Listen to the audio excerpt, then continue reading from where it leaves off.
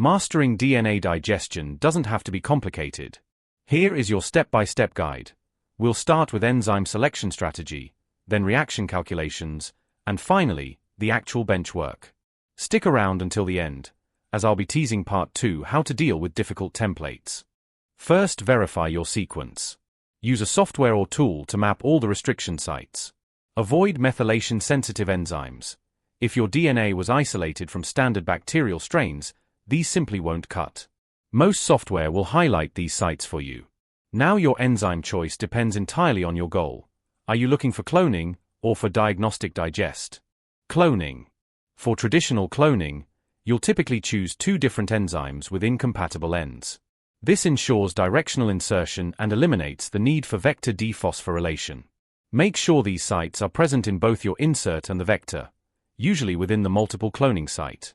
You need to open your vector for Gibson assembly as well, but because directionality is handled by sequence homology, choosing 2 different enzymes isn't strictly necessary. Diagnostic digest. In contrast, for diagnostic digest, your goal is to confirm identity.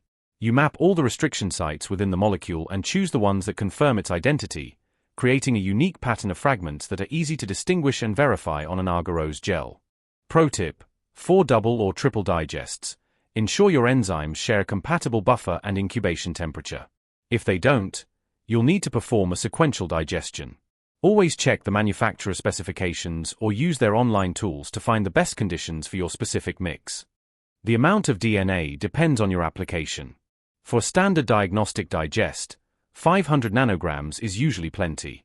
However, you can increase to 1 microgram if you produce more than 4 bands, or if the fragments are below 0.5 kb. For molecular cloning, start with at least 2 micrograms to ensure you have enough material left after purification for a successful ligation. The total reaction volume depends on how much DNA you're cutting.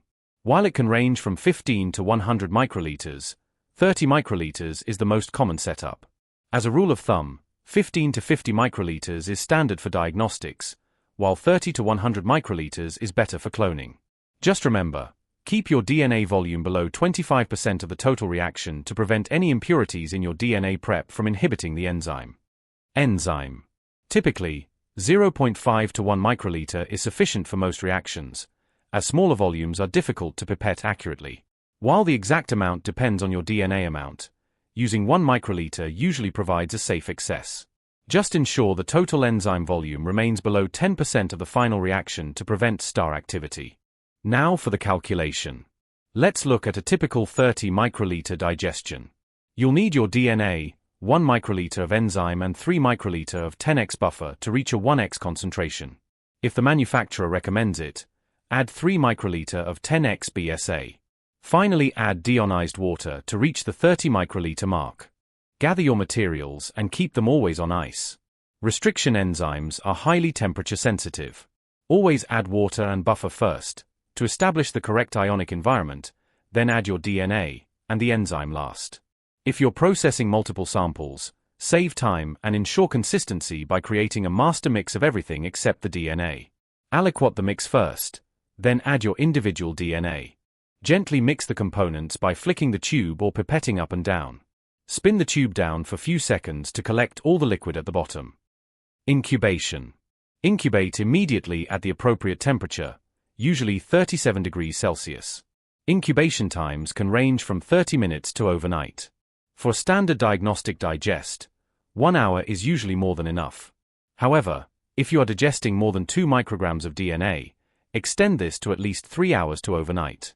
If you need to perform a sequential digestion, you may need to inactivate the first enzyme, although this isn't always mandatory.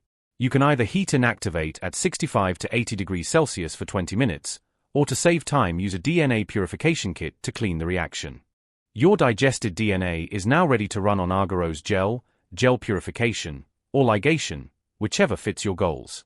My next video, DNA digestion, how to deal with difficult templates, will be available soon. I'll see you in the next video. Good luck at the bench.